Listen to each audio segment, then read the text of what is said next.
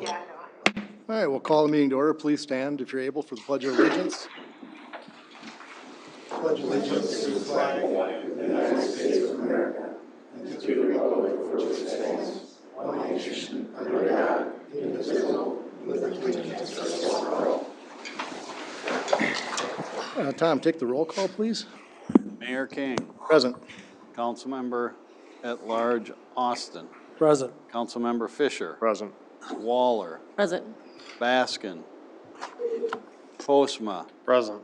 Helly, Present. Mobala. Present. We have a quorum, Your Honor. Thank you, Tom. And before we get anywhere near in the weeds of this meeting, I want to make a special presentation of the key to the city for Tom Dankert, our city administrative services director, finance director. And wishing him a happy retirement. And who knew that we thought last meeting was going to be his last meeting, but oh God, no. We knew that there was going to be a need for Tom Dankert services in a big bad way one more time with this 7th public meeting on our finances. So Tom, I want to hopefully get council in the background. If we stand out here, Holly's going to take our picture, and I will present you the key to the city. Ooh, come on down, council. I'll get in the front. It's real optimistic saying only one more.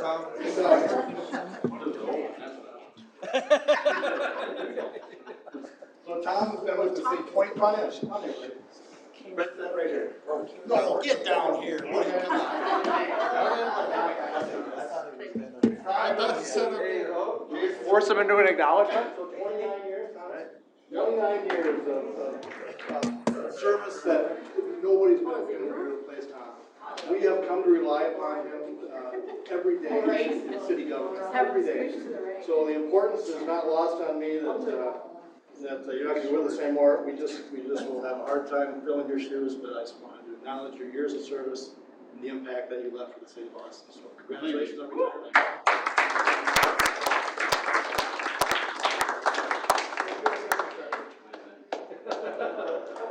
And then you want to slide over so we can get. Oh, sure. Move it down. This is the Wizard of Oz. She's like, no. All right. Yeah. All right. That is so funny. It opens up the vault. Just for fun, yeah. That's right. Thank you. Oh, thanks, Holly.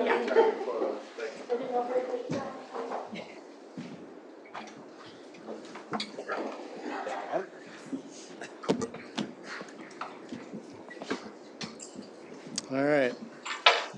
So the only thing on the agenda tonight is further budget discussion. When we left last, the council voted to have our levy increase for 2026 be 7.5% increase year over year, with no real clear path to try to get to that 7.5. But I'm open to, at this point, we got to open it up to suggestions to find $273,000, Thomas, in savings or cuts.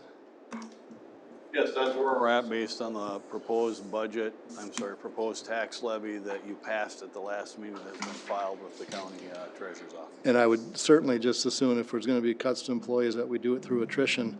I don't know if there's a clear path to that, but opening it up now to council for any kind of ideas you might have to get $273,000. And Laura, you're online too. I don't recognize Laura Helly. Councilmember Helly's on the Zoom.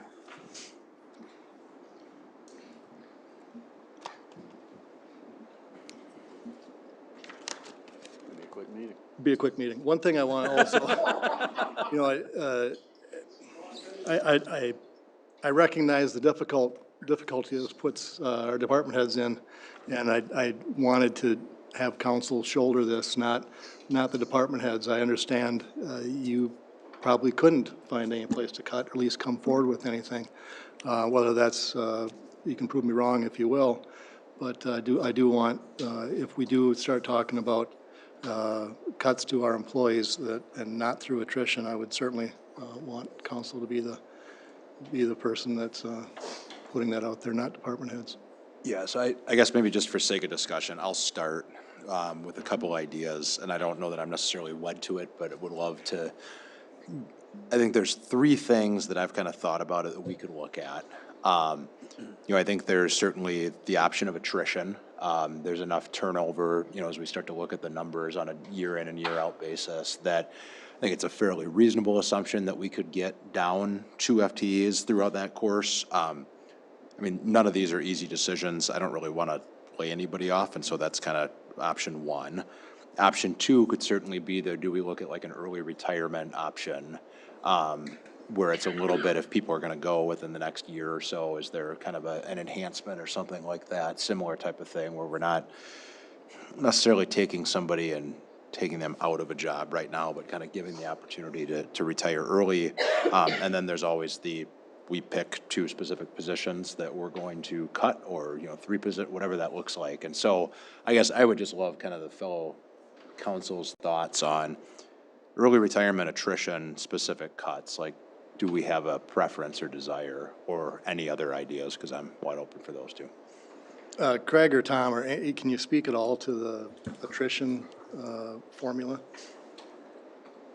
or idea, path? I've offered that in the past. I think it's been several years where we bought out or offered early retirement to, I believe it was 4 positions, with the intent or the council direction that those 4 positions would not be coming back ever. If I recall, over the last several years, 3 of the 4 have come back, with only the engineering tech being the one that has never been replaced. So we did go through some of those processes years ago, which involved, I think, some health insurance payments for 6 months or something, and maybe a lump sum payment of a couple $1,000, whatever it might be. It has been a long time. I think it's when we had the $1 million LGA cut back in the early 2000s. That was an early retirement program, you said? That's what we offered it then, to cut positions because of the $1 million LGA cut by the state of Minnesota. And back in the mid-90s, when the full-time fire went away, 94, that was paid their insurance, or I can't remember what that was. Yeah, I think that also required special state legislation, because of the compensation package was significantly above what state statutes allowed. So we had to get the legislatures involved in order to allow for that early incentive and the health insurance payment for that long for those individuals. And that, with the incentive, is there a way with attrition just naturally losing 2 to 3 people a year that we might lose? Is there a formula that we could hang our hat on to get a levy down 273,000 or so with that?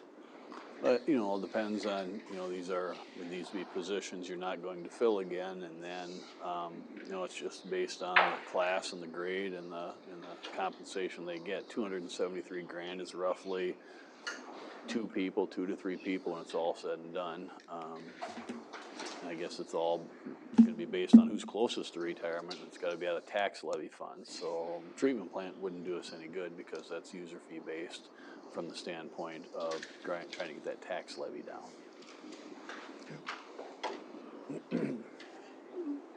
I guess I have a concern about the attrition plan, because not only do we have to get the folks leaving the organization, but they have to be positions we're willing to leave open.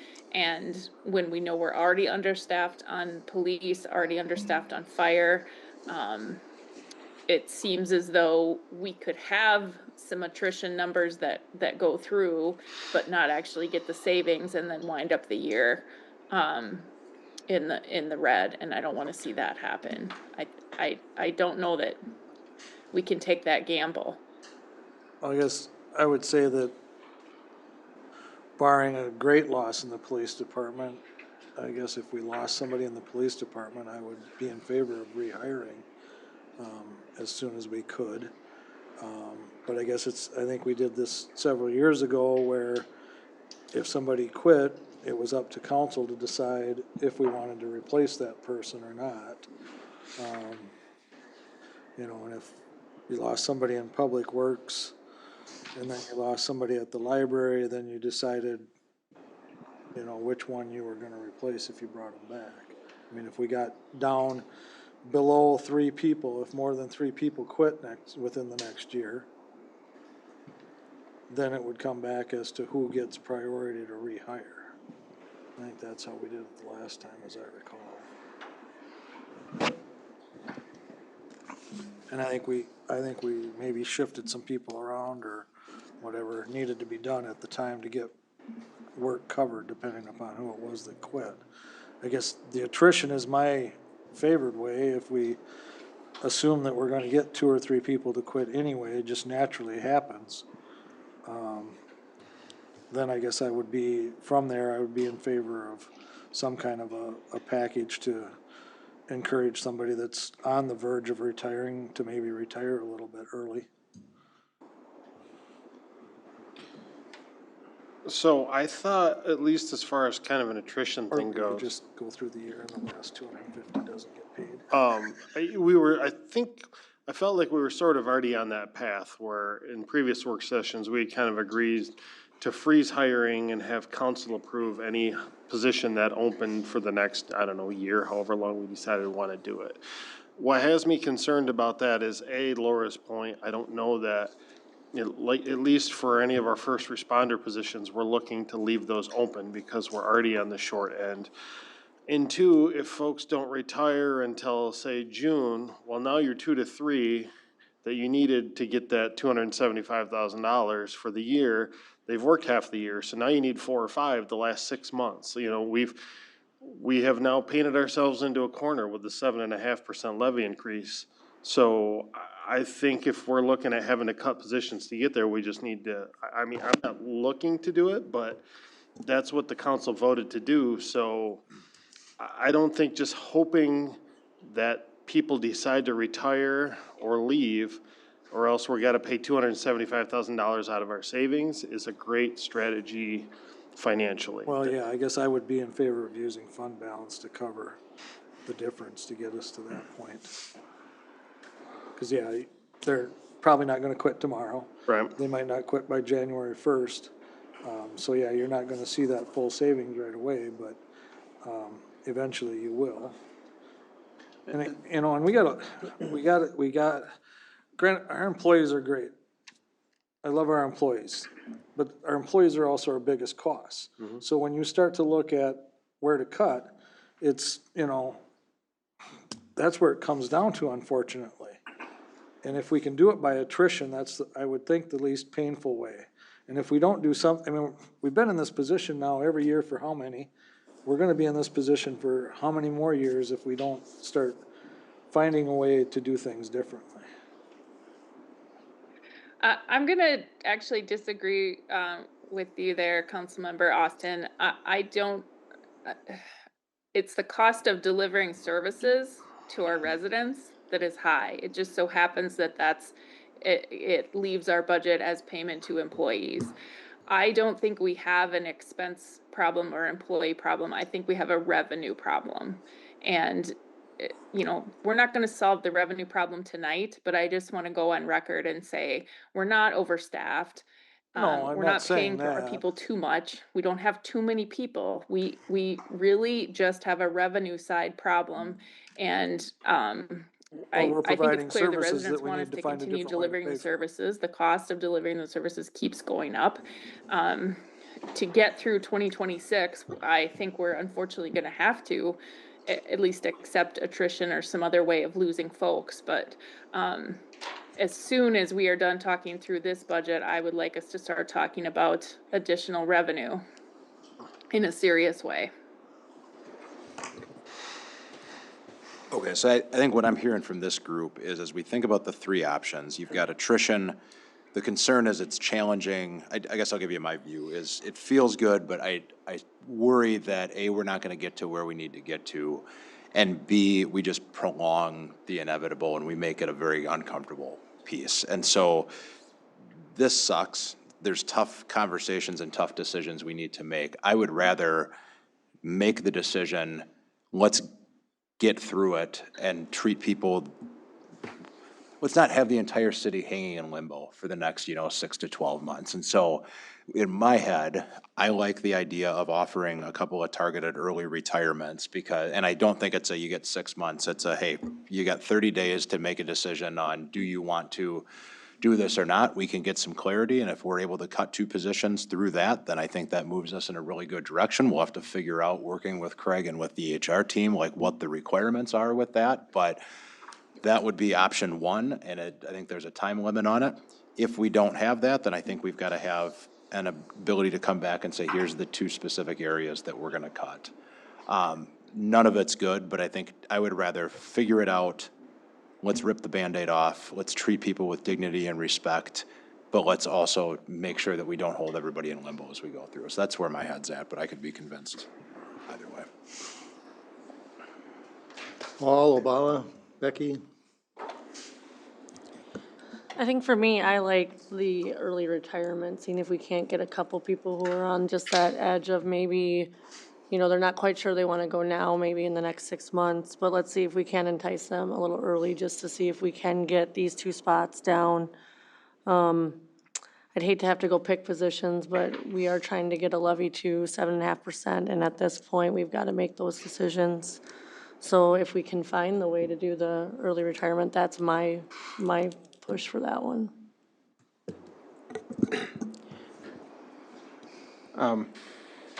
Mayor, I am with Council Baskin and Rebecca, because this is gonna be tough, and as we all have seen it, that we have to make a good decision. You know, I love all our employees, what they do every day for us. At the same time, this is something we know ahead, that in the next year, we're gonna go into it again. The year coming, you're gonna go into it again. But making those decisions now, you know, we're still respecting them, as Mr. Baskin said, that, you know, giving them those options, it will give them a better idea, you know, sit down with their family, what they need to do, and because this has happened every year, you know. We didn't know this year we will have early retirement, but we do have on our roster now. I think if we go through this way, he will give us this opportunity to talk with Craig and see what area the department head, where they have with upcoming retirement, and then make that decision and move forward, because I know very well we will be in the same position next year because us not getting any aid. But it's good to deal with what we have now, instead of looking into another 34% next year again, the same discussion. So if we're talking about early retirement options, are we going to be specific about what departments we're looking at? Because, you know, at least for me, I don't know that early retirement from the police or the fire department does a lot of good, because I'm gonna feel the need to replace those positions. Yeah, Mike, from my perspective, and I know that I guess I would look to Trish for this as we design the parameters of it. I know that there's some HR and some legal aspects of how the program has to be designed. But I would agree. I think you can exempt areas. And so in my head, it becomes something like, okay, if you're 58 years with X amount of service, or 55 with X, whatever the numbers are with that, fire safety excluded, it would be, so I think we would strategically target it to not do those areas. Okay. Yeah. And then we've got to figure out what is the package. Is it healthcare? Is it, you know, pension top up, or whatever that is? Because I think we want to be fair to those employees, and it's not that, yeah. No. I can support the early retirement concept. And if we get to that point, I will vote for it. I just want to point out that it does have the cost of those who are still working at the city are going to have expanded workloads, and we're going to see our morale go down. So I just want to be clear about the cost that it's going to cost us to make this budget work.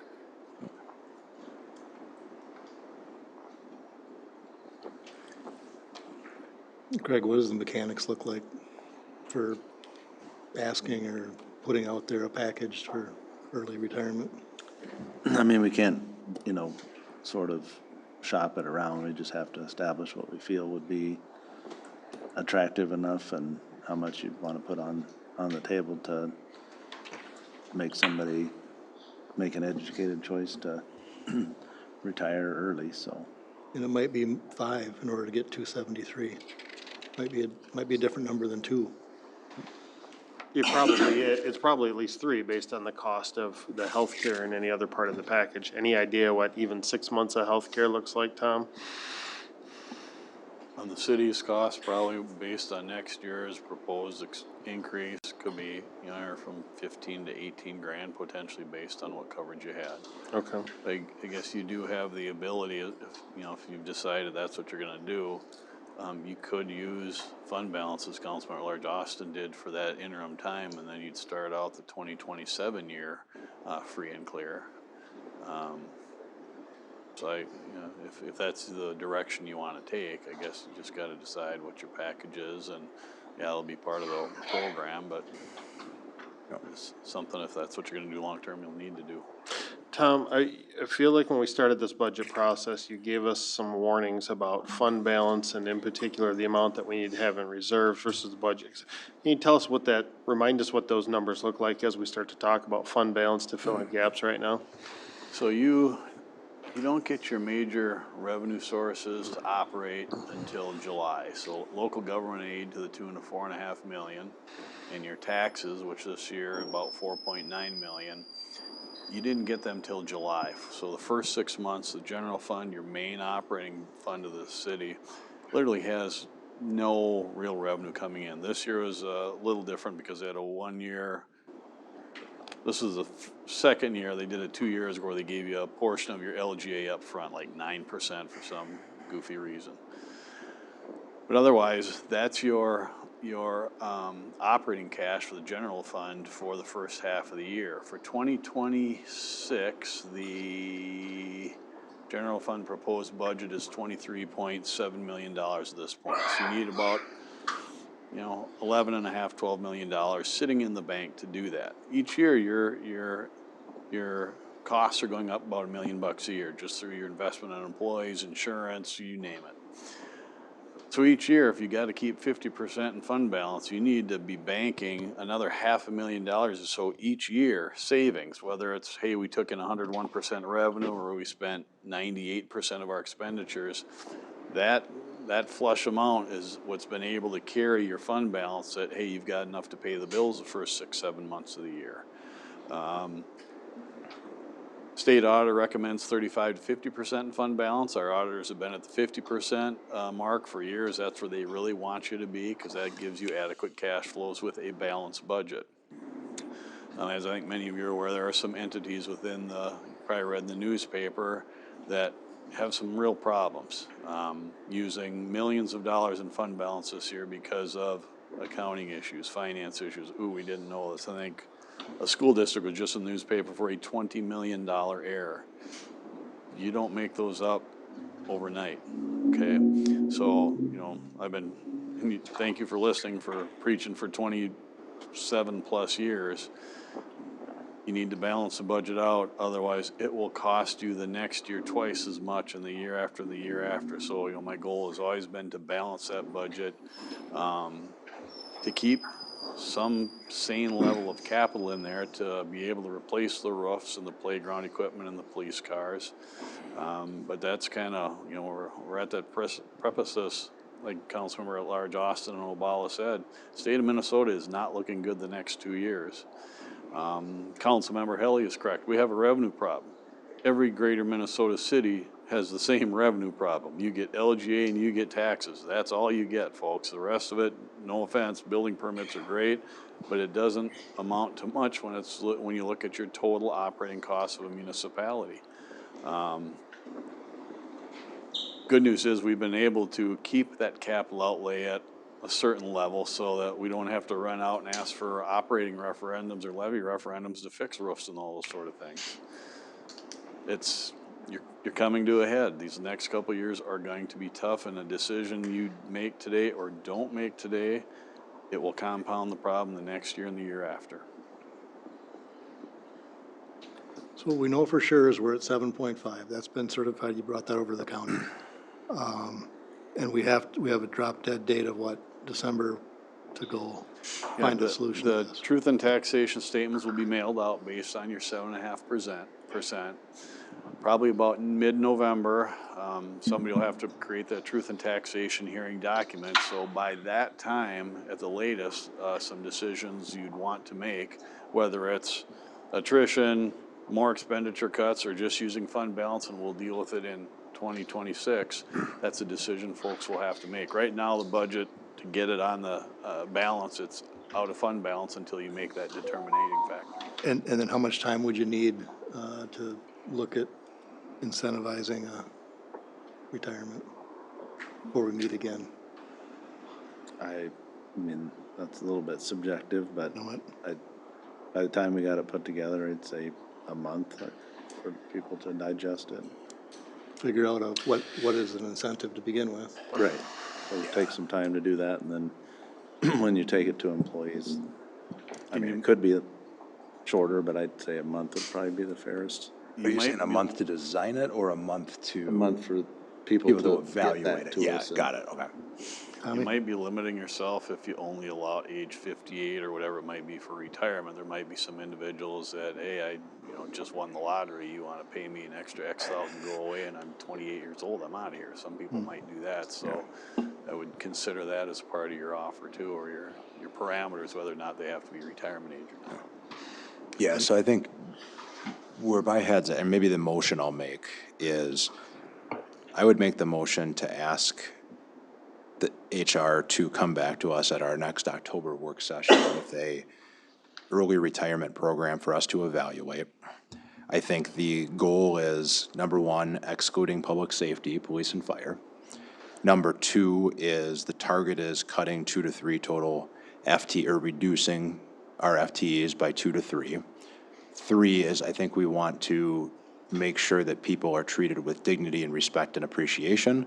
And obviously, we've got to be legally compliant, but, I think so that would be, I guess, my motion, and where my head goes to is, okay, attrition's not going to get us there. I don't love the idea of just randomly going down a list and saying you, and you are out. And so I think it's got to be time limited with it as well, but this gives us the opportunity to evaluate it, decide if we want to move forward with it, and then ideally, we can get that in front of employees. We can have an idea here by the time we get into November, what this looks like, and then we can have decisions so that we're not impacting people going into the holidays, and we've got everything kind of taken care of. Obviously, if we can't get enough early retirements, that puts us in a different position, but I think my goal would be, let's figure out how to do it legally compliant and in a way that moves us forward. I like 95% of that. The one tweak that I would make, if folks are willing, is I think just looking at the calendar, we're up against a clock, and so instead of a work session, I think it's gotta come to the full city council meeting. Maybe, we can still edit it there. I'm sure we can still give Craig or Trish feedback between now and then on what they've come up with, but I think we need to approve something October 6th. To give folks a couple of weeks to work with it, because if we don't have takers by October 20, we have to start to do the hard work ourselves.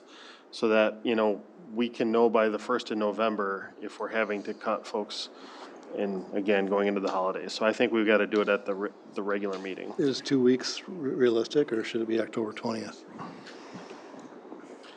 I think it could be realistic. I mean, we're not talking about Realistic, Trish? anything super crazy to try and come up with here. All right. Any thoughts on this is healthcare or any feelings one way or the other? I would think incentive for the younger folks. I was gonna say- Healthcare would be for the ones that are older, I suppose, but whatever I think you could get, I'd leave it open to you. I was gonna say, you could do an either or, a lump sum of X amount of money, or healthcare for 6 months valued at this sort of a thing.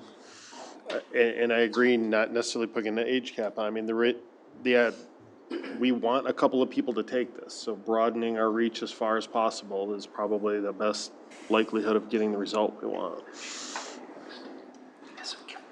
I guess it'd be important to know that by October 6th, if we have nobody either. That's an important answer to have, if we don't find anybody. Well, we won't know, on October 6th, we're authorizing the incentive, Okay, and we're gonna need to know by October 20th. all right, fine. Well, I would think if we're talking about it tonight, The employees know we're talking about Yep. it. They're gonna talk about it and they're gonna say, hey, I'm thinking about retiring, I guess this is what I need. If they offer me this, Yep. I'm out of here. Yep. So we might have an idea who might be interested if they come forward. If not, then I guess we just wait till we have the package available. Yeah, I would agree. I like bringing it to the full session, so however we need to amend that motion, I think we can provide feedback and approve it there. Let's get it in front of people, and then let's have clarity, because the last thing I want to do is roll in on December 3rd and start picking people that we're going to fire in the middle of the holidays, which would be a horrible decision. So we have a motion, Tom, do you understand it? I second the motion. My understanding is you want to come back at the October 6th work session with a plan to, for the early buyout retirement, for which, if approved, would then, staff would work through to see who can come through October 20th, with whoever wants to take this out, and that's about what I've got at this point in time. Yeah, I think the one nuance is it was, at the council meeting. We would like a proposed program that we can authorize at the October council 6th meeting on council meeting. October 6th. Yes. Employees would have to. And no, Tom, you're not eligible, sorry. Yes. Police chief's licking his chops. Yeah, Oh, sorry, public safety, not Craig, available. Also ineligible. Just to clarify, Craig, just, so the employee would have to October 20th, once it's approved, the incentive, they have Correct. to October 20th to make a decision. They got a Are we couple gonna weeks give to them know a it's month, or are we coming. gonna give them? I think we gotta do it soon. I think you got 2 weeks now to know something's coming and to start having those discussions. And on October 6th, you'll know what the actual authorized package is. Yeah. And by October 20th, we gotta know, so that at that work session, we can start having much harder conversations if we need to. Yeah, I think the one nuance is, let's figure out, I want to at least leave enough wiggle room for if there's an HR best practice of you gotta give people 30 days or a week or 40, whatever that looks like. But yeah, come back to us with the best in class.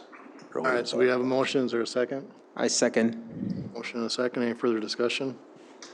Could we just ask Trish Weichman if she needs any clarification before we vote, or if she has any input before we vote? I feel like this is her. She's given the area thumbs of up. expertise. She's been nodding. You asked, she affirmation. answered. Yep, she's got a thumbs up. She'll take care of that. Thank you, Trish. Thank you. All right, so with that, Tom, take a roll call, please. Councilmember Fisher. Aye. Aye. Waller. Baskin. Aye. Postma. Aye. Helly. Aye. Obala. Aye. Councilman at Large Austin. Aye. Resolution, motion passes 7-0, Your Honor. Thank you, Thomas. All right, I guess that's the only item on the agenda, other than congratulations again, Tom, on your retirement. Wish you the best out at AU. Enjoy your key to the city. It unlocks most things. We also have a plaque for you. I might have to hand deliver that. But we do have that ready for you too. So October 3rd is your last day here? Yes. Congratulations on your retirement, Tom. And thanks, everybody. Thank you, employees. Thank you, It's Thomas. been great working here. Appreciate your support. You'll be very missed. Great having you. All right, with that, looking for a motion to adjourn. So moved. Second. All in favor? Aye. Aye. Opposed? We are adjourned. Thank you, everybody.